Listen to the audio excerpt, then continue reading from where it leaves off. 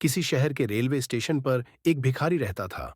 वह वहां आने जाने वाली रेलगाड़ियों में बैठे यात्रियों से भीख मांगकर अपना पेट भरता था। एक दिन जब वह भीख मांग रहा था, तो सूट बूट पहने एक लंबा सा व्यक्ति उसे दिखा।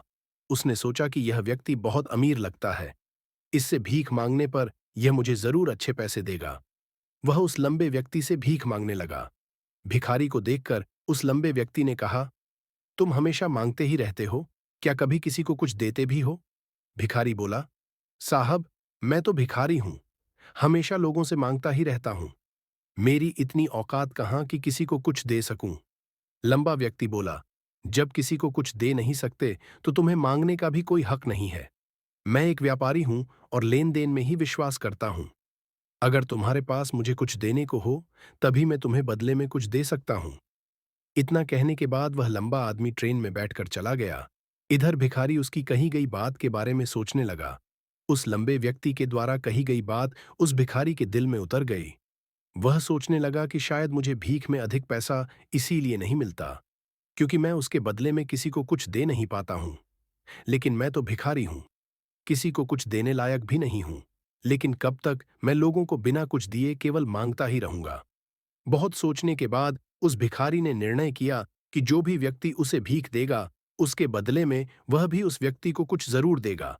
लेकिन अब उसके दिमाग में यह प्रश्न चल रहा था कि वह खुद भिखारी है, तो भीख के बदले में वह दूसरों को क्या दे सकता है?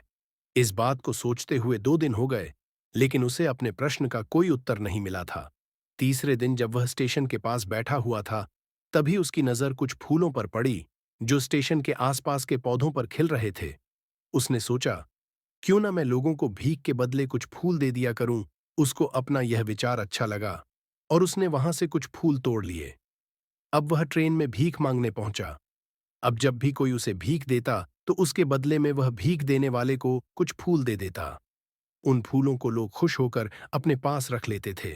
अब भिखारी रोज फूल तोड़ता और भीख के बदले में उन फूलों को लोगों में बांट देता था। कुछ ही दिनों में उसने महसूस किया कि अब उसे बहुत अधिक लोग भीख देने लगे हैं। वह स्टेशन के पास के सभी फूलों को तोड़ लाता था। जब तक उसके पास फूल रहते थे, तब तक उसे बहुत से लोग भीख देते थे। लेकिन जब फूल बांटते बांटते खत्म हो जाते, तो उसे भीख भी नहीं मिलती थी। अब रोज ऐसा ही चलता रहा। एक दिन जब वह भीख मांग रहा था, तो उसने देखा कि वही लंबा व्यक्ति ट्रेन में बैठा है, जिसकी वजह से उसे भीख के बदले फूल देने की प्रेरणा मिली थी। वह तुरंत उस व्यक्ति के पास पहुंच गया और भीख मांगते हुए बोला, आज मेरे पास आपको देने के लिए कुछ फूल है। आप मुझे भीख दीजिए, तो बदले में मैं आपको कुछ फूल दूंगा। उस लंबे व्यक्ति ने उसे भीख के रूप में कुछ पैसे दे दिए और भिखारी ने कुछ फूल उसे दे दिए। उस लंबे व्यक्ति को बात बहुत पसंद आई। वह बोला, वाह क्या बात है, आज तुम भी मेरी तरह एक व्यापारी बन गए हो। इतना कहकर फूल लेकर वह लंबा व्यक्ति अपने स्टेशन पर उतर गया। लेकिन उस लंबे व्यक्ति द्वारा कही गई बात एक बार फिर से उस भिखारी के दिल में उतर गई। वह बार बार उस लंबे व्यक्ति के द्वारा कही गई बात के बारे में सोचने लगा और बहुत खुश होने लगा। उसकी आंखें अब चमकने लगीं। उसे लगने लगा कि अब उसके हाथ सफलता की वह चाबी लग गई है, जिसके द्वारा वह अपने जीवन को बदल सकता है। वह तुरंत ट्रेन से नीचे उतरा और उत्साहित होकर बहुत तेज आवाज में ऊपर आसमान की तरफ देखकर बोला, मैं भिखारी नहीं हूं, मैं तो एक व्यापारी हूं, मैं भी अमीर बन सकता हूं। लोगों ने उसे देखा तो सोचा कि शायद यह भिखारी पागल हो गया है, और अगले दिन से वह भिखारी उस स्टेशन पर फिर कभी नहीं दिखा। लेकिन 6 महीने बाद इसी स्टेशन पर 2 व्यक्ति सूट बूट पहने हुए यात्रा कर रहे थे। दोनों ने एक दूसरे को देखा तो उनमें से एक ने दूसरे से हाथ मिलाया और कहा, क्या आपने मुझे पहचाना? दूसरा व्यक्ति बोला, नहीं, क्योंकि मेरे हिसाब से हम लोग पहली बार मिल रहे हैं। पहला व्यक्ति बोला, नहीं, आप याद कीजिए, हम पहली बार नहीं बल्कि तीसरी बार मिल रहे हैं। दूसरा व्यक्ति बोला, मुझे याद नहीं, वैसे हम पहले 2 बार कब मी थे। अब पहला व्यक्ति मुस्कुराया और बोला, हम पहले भी 2 बार इसी ट्रेन में मिले थे। मैं वही भिखारी हूं जिसको आपने पहली मुलाकात में बताया कि मुझे जीवन में क्या करना चाहिए, और दूसरी मुलाकात में बताया कि मैं वास्तव में कौन हूं। दूसरा व्यक्ति मुस्कुराया और अचंभित होते हुए बोला, ओ याद आया, तुम वही भिखारी हो जिसे मैंने एक बार भीख देने से मना कर दिया था, और दूसरी बार मैंने तुमसे कुछ फूल खरीदे थे। लेकिन आज तुम यह सूट बूट में कहाँ जा रहे हो और आजकल क्या कर रहे हो? तब पहला व्यक्ति बोला, हाँ मैं वही भिखारी हूं, लेकिन आज मैं फूलों का एक बहुत बड़ा व्यापारी हूं और इसी व्यापार के काम से ही दूसरे शहर जा रहा हूं। कुछ देर रुकने के बाद वह फिर बोला, आपने मुझे पहली मुलाकात में प्रकृति का वह नियम बताया था जिसके अनुसार हमें तभी कुछ मिलता है जब हम कुछ देते हैं। लेन देन का यह नियम वास्तव में काम करता है।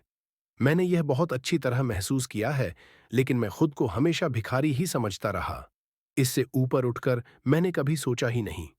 और जब आपसे मेरी दूसरी मुलाकात हुई, तब आपने मुझे बताया कि मैं एक व्यापारी बन चुका हूं। अब मैं समझ चुका था कि मैं वास्तव में एक भिखारी नहीं, बल्कि व्यापारी बन चुका हूं। मैंने समझ लिया था कि लोग मुझे इतनी भीख क्यों दे रहे हैं, क्योंकि वह मुझे भीख नहीं दे रहे थे, बल्कि उन फूलों का मूल्य चुका रहे थे। सभी लोग मेरे फूल खरीद रहे थे, क्योंकि इससे सस्ते फूल उन्हें कहाँ मिलते।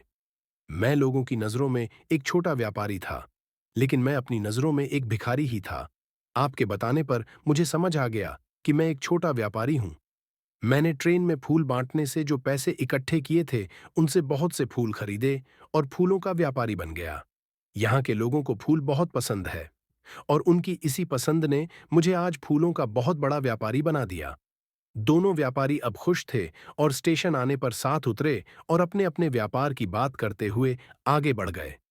दोस्तों, इस कहानी से हमें बहुत कुछ सीखने को मिलता है। कहानी में लंबा व्यापारी गिव एंड टेक के नियम को बहुत अच्छी तरह जानता था। दुनिया के सभी बड़े व्यापारी इसी जीवन के नियम का उपयोग करके सफल हुए हैं। इस फार्मूले को उसने भिखारी को भी बताया। भिखारी ने इस प्राकृत नियम को अपना लिया और इसका असर उसके जीवन में साफ दिखाई देने लगा। उसने अपनी सोच बदली और उसकी जिंदगी बदल गई। यह कहानी हमें बताती है कि हम यदि अपनी सोच बदल लें तो कुछ भी हासिल किया जा सकता है। यदि हम खुद को छोटा समझते रहेंगे तो हम हमेशा छोटे ही बने रहेंगे। बड़ा बनने के लिए हमें अपनी सोच को बदलना होगा और खुद के बारे में बड़ा सोचना होगा। कहानी का सार यह है कि सफलता आपकी सोच में छुपी होती है। खुद का आत्मसम्मान जगाए अपनी सोच को बड़ा बनाइए और देखिए कैसे आप सफलता के शिखर पर पहुंच जाते हैं।